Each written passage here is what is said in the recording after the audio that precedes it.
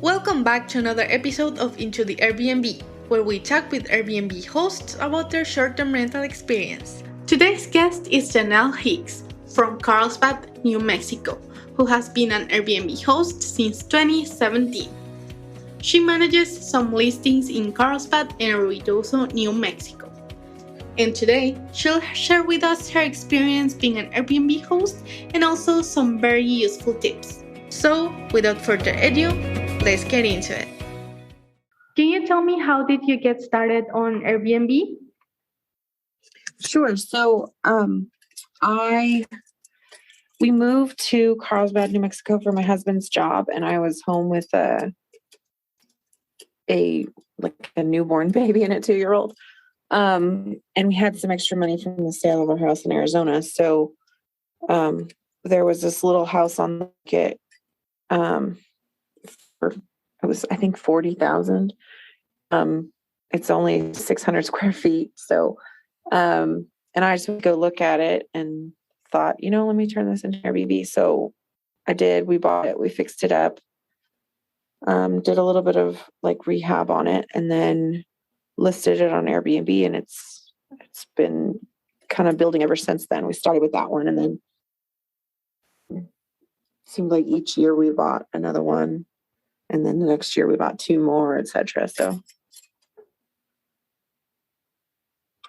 Oh, so how long ago was that? So that was, I think 2017, we bought our first one. Okay, great. So in the areas you're hosting, because you told me you were hosting in 2 cities, how is the seasonality like in those cities? So Carlsbad to me is more of like a year-round thing. It seems like there's a little bit of a lull in January and February. And then it's otherwise, and it's a little slower in September, right after school starts. But otherwise, we're right near the national park. So people come pretty much year round, and it's a cave. So it's not like it's not good certain times of the year. So people come all the time. In Ruidoso, that one is a lot more seasonal because people come specifically for the snow, or they come to get away from the heat. So like Christmas is really big. February is pretty slow. Although it was pretty good this year. So, and it's much more like the weekends tend to book versus the weekdays lower. Okay, good to hear that. And in the high season versus the low season, how is your average occupancy rate like? Yeah, and highest, in the summer, basically from June to August, we're like 100% booked, or more. In the low season, I'd say like 70, 25, maybe 6% occupancy at in Ruidoso. But in Carlsbad tends to be pretty full, maybe 85, the lowest. Do you run short-term rentals in all of your listings? Yeah, so I've started occasionally taking like travel nurses, but mostly they're all 2 to 3 months. So occasionally I'll take like a travel nurse for a 3-month stint, but I don't discount the rate that much just because it'll book if I leave it on Airbnb too. So what would be your pricing strategy for your listings? So a couple of months out, I usually have higher rates. People who book in advance, they'll get the higher pricing, but they get to choose their dates. Versus usually within maybe 2 weeks out or whatever, if I'm not full, any empty nights, I reduce the rate. And I try to stay kind of right in the middle of similar listings for my area. We take really nice photos, and I do really nice, decor. So so they stand out online. But yeah, the pricing, I usually just drop it maybe the week before if I have like an empty night. And if I have like single nights all by themselves, sometimes they'll go lower than the average rate. But in general, my rates in Carlsbad, I mean, it varies because some of the houses are like a 1 bedroom. And so like a 1 bedroom would go at like, $89 a night. I'd say that would be the average plus a cleaning fee on top of that. And then the bigger houses in Carlsbad, so like a 3 bedroom, I list those usually like during the summer, like up to $149 a night. And then add the cleaning fee on top of that. And then in Ruidoso, that's a cabin. It's like a 6 bedroom, 3 bathroom. So that one I price like usually like $300, $400 a night, up to like $900 a night at Christmas time. Okay, I see. Do you get to use any pricing solution for your pricing, or do you do market research on your own only? So I looked at it at pricing solutions or whatever, and I used actually one for a little while, but I didn't see a huge difference versus me just like watching, and also just having done it for 4 years now. I have a pretty good idea of what the rates are, and also I can tell based on how many bookings I'm getting. Like if I get too many bookings all at once, I'll drop the price. I mean, I'll raise the prices a little bit because I don't want it to Mm-hmm. fill up too fast. So it's really just Mm-hmm. based on if my calendar is completely full, I know I'm too cheap. Especially if it's like 2 months out. So if I start getting a lot of bookings, like right now it's March. So if I started getting a whole bunch of July bookings, I'd start raising my rates for July because I feel like clearly that's in demand. So, yeah, I don't know. I just like doing it myself. Sounds like a good strategy, though. Yeah. Um, so, throughout the years you have been running Airbnb, what have been your top challenges?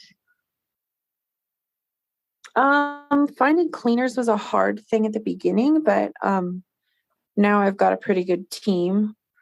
Um, we did at one point have to my main cleaner, my head cleaner, decided she didn't really want to have to manage other people anymore. So we've started using Turnover B&B, and that has been good to us.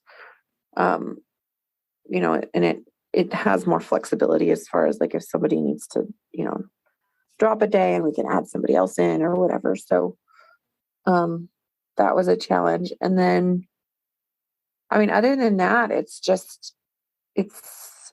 I dealing with guests that are not used to New Mexico or not used to New Mexico is kind of an interesting place. Like there's like one guest, we had a bunch of complaints one time about goat heads in the yard, and that's not even something I can control. They like float in the air. So Mm-hmm. and you could, if they've been out hiking or whatever, they'll bring them back. It's something that's really hard to mitigate. And dust can be the same thing. If you leave a window open in New Mexico, like you will get dust inside the house.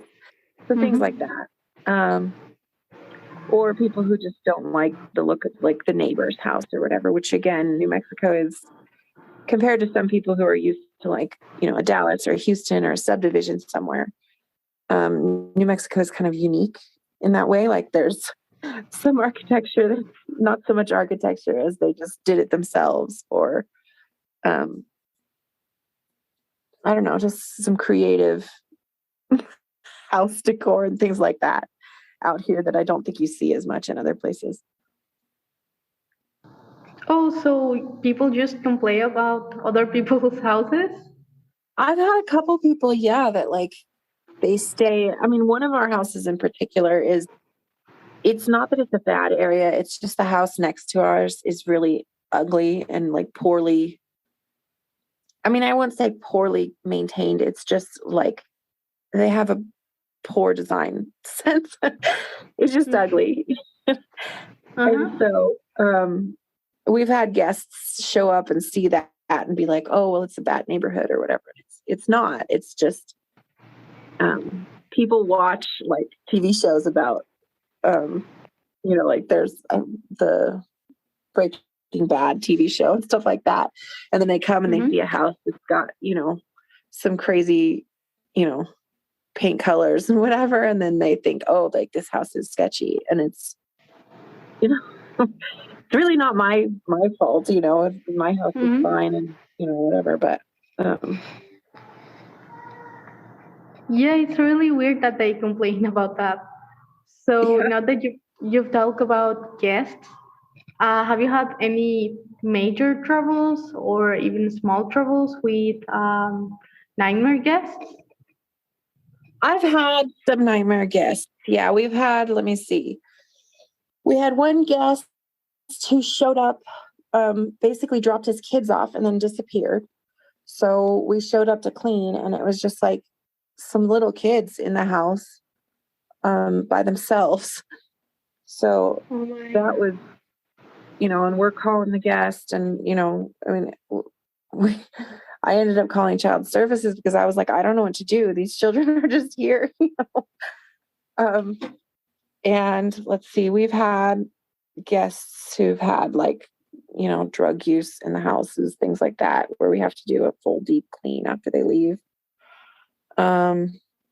We've had guests who, we've never had a party really. Just, at the cabin, we've had people who had, clearly they had a party, but they cleaned up mostly after themselves. And things break and stuff like that, which doesn't really bother me usually. The worst one for me was definitely the one where they like left their kids at the house, and eventually they did like, come back, but it was like, what are you doing? Yes, that was a hardcore experience. Yeah. And how did you get to deal, for example, with the guests who use drugs in your property? Do you get to message them and tell them you're going to charge them a little bit more because of the smell or stuff like that? Yeah. So the most recent one, for example, the guest had stolen somebody's credit card, booked the house. And so the person whose credit card it was messaged me saying, hey, I didn't make this reservation. It's not me in the house. And so we had to call Airbnb. And then we called the police, and the police said not to go to the house. So me being me, we drove out to the house, but we didn't knock on the door or anything. We just kind of staked it out and just watched as the police kind of banged on the door, and one guy ran out the back, and it was the whole thing. But and we got it when the police had left or whatever. So we did a file report, and then when we went in, there was like a smell, and there was like, like paraphernalia or whatever. So we basically placed a claim with Airbnb saying that we had to do extensive cleaning, which we had to wipe down basically everything and throw away some things, and fix a couple things, and the big thing is just cleaning, because you want to be really careful about, you don't know what kind of chemicals they were. So professional crew in to come and do a deep clean, and Airbnb, I think ultimately didn't actually pay out the entire claim. They paid out, I don't know, a good portion of it, but not everything I felt like they should have done. But I was glad they covered anything, considering it was like a stolen credit card and all that. So, but I'd say on the whole, like, this is, I forget how many houses, but, out of all of those, we've had maybe 3 or 4 bad guests. And other than that, it's all been good. Okay, sounds good then. But those have been some crazy experiences for you. Oh, yeah.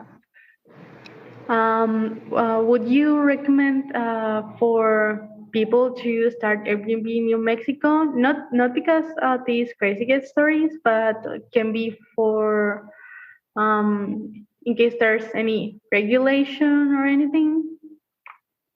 Yeah, my city is actually pretty lenient. Carlsbad itself, I think the rule is like if you have more than 4 units, and that's in a single property. So there's like there's a lodger's tax basically, and then that's basically it. And then in Ruidoso, it was kind of the same thing. There you get a permit and then you pay taxes, but other than that, like I'd say they're really friendly towards that. They expect it, and it works out. It works out well for the city because the city gets money from it. It works well for visit, and it works well for me. I know Albuquerque, like I know up north in different parts of New Mexico, there are different rules. I know Albuquerque and Santa Fe probably have more strict policies, but down here in the South, we're less strict about those kinds of things. Okay, that's great to hear. And are there any tips that you like to share to other Airbnb hosts? Can be regarding any topic, anything you would like to share. If people are interested in this area, they're welcome to, I don't know, get a hold of you and contact me or whatever, and I'd love to talk to them. Anything else regarding your Airbnb host experience that you like to share, like some tips?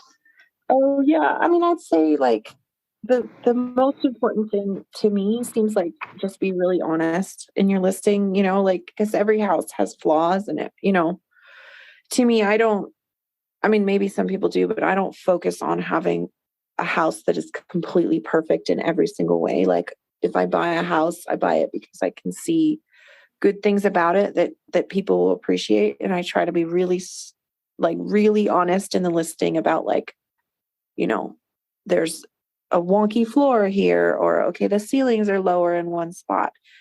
Just because I don't think people like to be surprised by that. I think they like to know what they can expect. So yeah, the key thing to me is like, your house doesn't have to be perfect to host. You just want to be clear about like, okay, this is my house. This is what I can offer you. It might have old carpets or something. It doesn't have to be renovated top to bottom, every single surface brand new. But, and that to me also attracts the kind of guests who are like looking for somebody for something different than like a hotel where every room is exactly the same and exactly perfect. Like it's a unique experience as opposed to just a generic one. Yeah, I agree. And also being honest with your guests will give them no space for complaints about them. Yeah. It cuts down on bad reviews because you can be like, well, it's in the listing. Like, yeah, right. So that'd be it for today. Thank you for your time. Okay, thank you. Thank you. Bye-bye. Thanks for listening to Into the Airbnb. We're looking for hosts and other people in the short-term rental industry to interview. If you have what we need and would like to share your experience in this podcast, please send us an email. All the info is at the end of the description.